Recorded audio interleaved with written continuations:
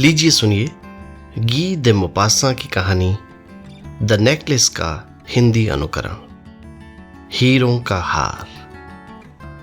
गी दे मोपासां 19वीं शताब्दी के फ्रांसीसी लेखक थे जिन्हें लघु कथा के एक मास्टर के रूप में याद किया जाता है। आइए सुनते हैं उनकी ये नायाब कहानी, हीरों का हार।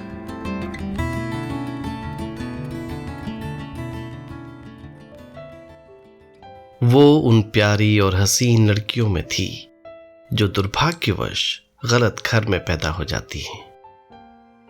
उसने भी एक क्लर्क के परिवार में जन्म लिया था। न उसके पास धन था, न उम्मीदें, न मशहूर होने या किसी अमीर आदमी की दोस्ती या प्यार बनने का कोई जरिया। सो उसने शिक्षा विभाग के एक साधारण क्लर्क से ब्याह करना मंजूर कर लिया। अच्छे कपड़े उसके पास थे नहीं, साधारण कपड़े पहने रहती। वो हमेशा दुखी रहती थी। रूप, यौवन सब होते हुए भी एक सामान्य परिवार से होना, अभावों से जूझते रहना उसकी नियति थी। उसका नाम मैथिल्डे था। दुनिया के सुख आराम से वंचित, अपने घर की हालत, बेरंग दीवारें, फटेहाल पर्दे न सिर्फ उसे उदास रखते थे, कभी कभी गुस्से से भी भर देते थे। वो आलीशान बंगलों, खूबसूरत सजावटी सामानों, रेशमी पर्दों के ख्वाब देखती रहती और मन में कुढ़ती रहती। उसकी तमन्ना होती लोगों को, दोस्तों को अपने घर पार्टी पर बुलाया करूं, घर की खूबसूरत नक्काशी, सोफे और बेहतरीन साज सामानों से उन्हें जलाया करूं, उनके आकर्षण का केंद्र बनूं। पर यह सब खाम ख्याली थी। जब वो खाना खाने बैठती अपनी गोल डाइनिंग टेबल पर, जिस पर पुराना मेजपोश पड़ा था, और उसका पति सूप पीते हुए कहता, हाँ तुम दुनिया का बेस्ट सूप बनाती हो, तो वो मध्यम रोशनी में चांदी के बर्तनों में डिनर करने वाले लोगों के बारे में सोच रही होती, उनके स्वादिष्ट व्यंजनों को याद कर रही होती। मैथिल्डे के पास न सुंदर परिधान थे, न जेवर। विडंबना ये थी कि वो यही चीजें चाहती थी। उसे लगता था वो उन्हीं चीजों के लिए बनी है।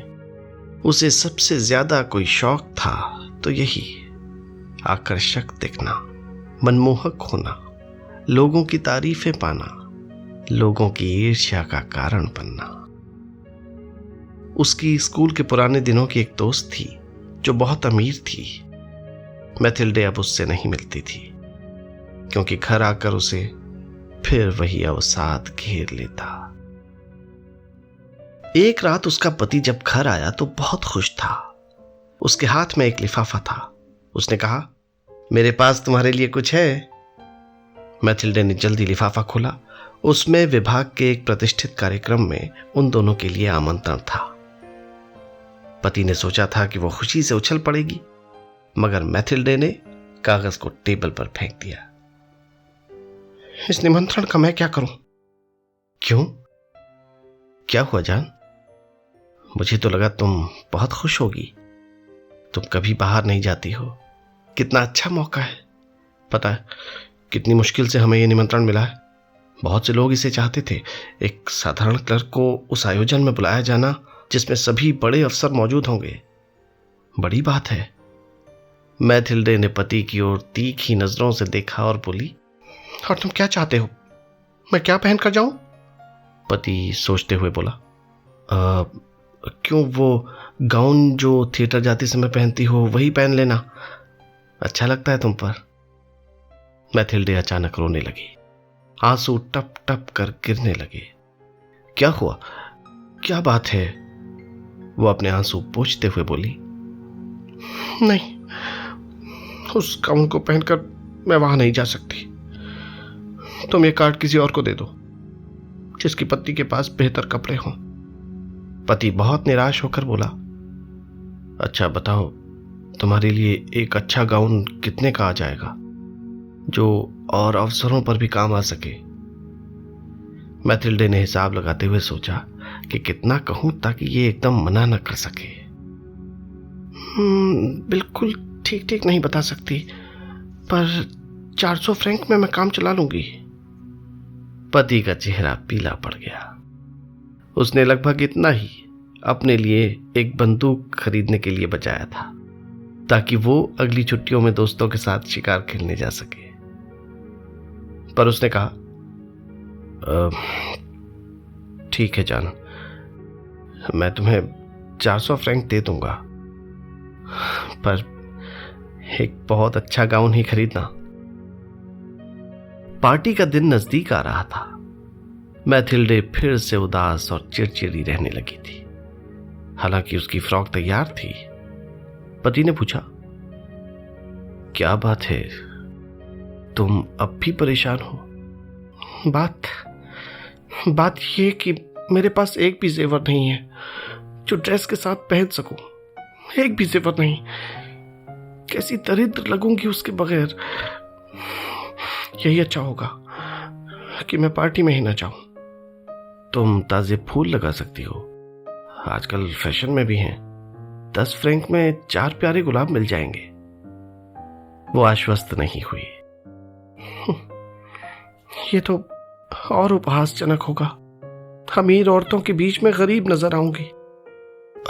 तो तुम्हारी अच्छी दोस्त है ना मैडम फ्रॉस्टर, उनसे जेवर मांग लो, इसमें तो कोई हर्ज नहीं। अरे हाँ, ये तो मैंने सोचा ही नहीं। अगले दिन मैथिल्डे मैडम फ्रॉस्टर के पास गई और उसे अपनी उलझन बताई। फ्रॉस्टर उसे अपनी अलमारी के पास ले गई, अपने आभूषण खोले और बोली, चुन लो। मैथिल्डे ने कई आभूषण आजमाए पर कुछ जचा नहीं। कुछ और है तुम्हारे पास? और हाँ, है क्यों नहीं, ये देखो। उसने एक काले बॉक्स से सुंदर सा हीरों का हार निकाला। मैथिल्डे की आंखें चुंधिया गई। उसने हार पहना और हिचकिचाते हुए बोली, वाह मैडम फ्रॉस्टर, क्या इसे मुझे दे सकती हो? सिर्फ यही? हाँ, क्यों नहीं, बहुत सुंदर लग रहा है तुम पर, ले जाओ। मैथिल्डे की मन मांगी मुराद पूरी हो गई। मैडम फ्रॉस्टर के गले लग गई और हार लेकर आ गई। जश्न की रात मैथिल्डे वाकई खिल उठी थी। वो वहां मौजूद हर औरत से ज्यादा आकर्षक लग रही थी। लोग मुड़ मुड़ कर उसे देखते। मर्दों की नजर उससे हटती ही न थी। कई तो बार बार आकर उससे बातें करते, नाम पूछते। यहां तक कि मिनिस्टर साहब ने भी उसकी तारीफों के पुल बांधे। वो 7वें आसमान पर थी, खुशी, मदहोशी और अपनी कामयाबी के आनंद में झूम कर नाची। पार्टी के खत्म होने से कुछ देर पहले ही वो अपने पति के साथ वहां से बाहर निकल आई। बाहर ठंड थी। पति ने अपने कोट से उसके कंधे को ढक दिया। वो जल्दी से वहां से निकल जाना चाहती थी। अमीर औरतें फर के ओवरकोट पहने निकल रही थी। पति ने कहा, रुको, बग्घी यहीं मंगा लेते हैं। वो रुकी नहीं, तेजी से सड़क के दूसरी ओर चली गई। बड़ी मुश्किल से उन्हें एक पुरानी बग्घी मिल पाई। वो उसमें बैठकर घर आ गए। आईने के सामने खड़े होकर मैथिल्डे ने कोट उतारा तो अचानक चीख पड़ी। हार गायब था। पति ने पूछा, क्या हुआ? मैडम फ्रॉस्टर का हार खो गया है। पति सख्ते में आ गया। क्या? कैसे? असंभव। मैथिल्डे ने घबरा कर सब जगह देखा। कपड़ों में, जेबों में कहीं नहीं मिला। तुम्हें यकीन है वो वहां से निकलते वक्त था तुम्हारे गले में? हाँ, मैंने छूकर भी देखा था। अगर कहीं बाहर गिरा है तो बग्घी में ही गिरा होगा। क्या उसका नंबर याद है? नहीं, मैंने ध्यान नहीं दिया। ओह, मैंने भी नहीं। पति ने वापस कपड़े पहने। मैं उसी रास्ते पर पैदल जाता हूं, शायद कहीं मिल जाए। पति चला गया। मैथिल्डे वैसी ही बैठी रही, सहमी हुई, भावशून्य। उसका पति 7 बजे वापस लौटा। उसे कुछ नहीं मिला था। फिर वह पुलिस स्टेशन गया, अखबार के दफ्तर गया, इश्तिहार दिया, बग्घी वालों के पास गया, पर कहीं से उम्मीद की किरण नजर नहीं आई। मैथिल्डे सारा दिन डरी सहमी इंतजार करती रही। रात को पति हताश मुरझाए हुए चेहरे के साथ लौटा। अभी तुम अपनी दोस्त को लिख दो, हार की गांठ टूट गई है, जल्दी ही ठीक करा कर वापस करेंगे, हमें ढूंढने का समय मिल जाएगा। मैथिल्डे ने वैसा ही किया। 1 हफ्ता बीत गया। दोनों मायूस हो गए थे। पति ने कहा, अब हमें उस हार के बदले नया हार ही वापस करना होगा। अगले दिन वो हार का बॉक्स लेकर उस सुनार के पास गए जिसका पता बॉक्स में लिखा था। मैंने वो हार नहीं बेचा था, बस बॉक्स ही बनाया था। फिर वो कई सुनारों के पास गए उस जैसा हार खोजने। फिर एक दुकान में उन्हें हूबहू वही हीरों का हार मिल गया।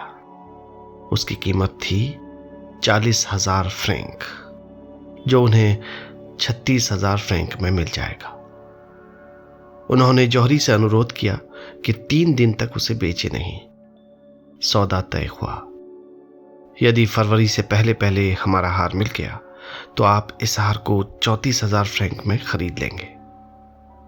मैथिल्डे के पति के पास 18,000 फ्रैंक की मिल्कियत थी जो उसके पिता से मिली थी।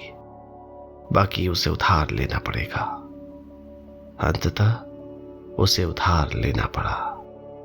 कई लोगों से मिन्नतें करनी पड़ी, कई अनुबंधों पर हस्ताक्षर करने पड़े। कैसे भी हो इस मुसीबत से पीछा छुड़ाना ही था। आखिरकार उसने जौहरी के सामने 36,000 फ्रैंक रख दिए और हार ले लिया।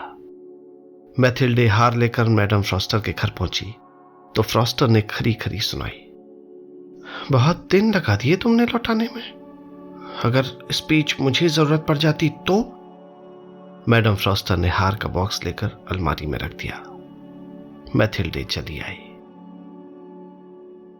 और उसके बाद इनके बहुत बुरे दौर की शुरुआत हुई। इस भारी भरकम कर्ज को चुकाना असाध्य कर्म था। वो पाई पाई को मोहताज हो गए। नौकर को हटाना पड़ा, घर बदलना पड़ा, एक बरसाती नुमा कोठरी में जगह लेनी पड़ी। मैथिल्डे को अब असली एहसास हुआ कि अभावों में जीना क्या होता है। उसे घर के सारे काम खुद करने पड़ते। बर्तन, कपड़े धोना, सामान लाना, साफ सफाई करना। उसके पति को सुबह शाम काम करना पड़ता। अलग अलग शिफ्ट में कई जगह नौकरी करनी पड़ती। कई अनुबंधों को निभाना पड़ता। यह सिलसिला 10 साल चला। उन्होंने बड़े जतन से सबकी पाई पाई चुका दी। सारा उधार अपने सिर से उतार दिया। मैथिल्डे अब बूढ़ी दिखने लगी थी। कठोर परिश्रम ने उसके शरीर को सख्त और उसकी त्वचा को रूखा बना दिया था। कभी कभी जब वो आईना देखती तो उसे उस पार्टी की याद आ जाती। वो कितनी खुश थी, कैसी चहक रही थी, लोग कैसे लट्टू हुए जाते थे उस पर। क्या होता अगर वो हार नहीं खोया होता, कौन जानता है जिंदगी कितनी और कैसी अलग होती। एक छोटी सी चीज, एक छोटा सा हादसा कैसे हमारी जिंदगी को तबाह कर देता है। लेकिन एक शाम जब वो अपनी थकान से ऊबकर घूमने निकली तो उसने एक औरत को देखा जो अपने बच्चे को साथ लिए जा रही थी। वो औरत मैडम फ्रॉस्टर थी, अभी तक वैसी ही जवान, सुंदर और आकर्षक। मैथिल्डे उसे देखकर व्यथित हो गई। सोचने लगी उससे बात करूं या नहीं। क्यों नहीं, अब उसे सच बताने में क्या बुराई है। अब तो हम उधार के बोझ से भी उबर गए। वो उसके पास गई। Good day madam Froster, good day. क्या मैं आपको जानती हूं? माफ करना, मैंने पहचाना नहीं। मैं मैथिल्डे। वो चीख पड़ी।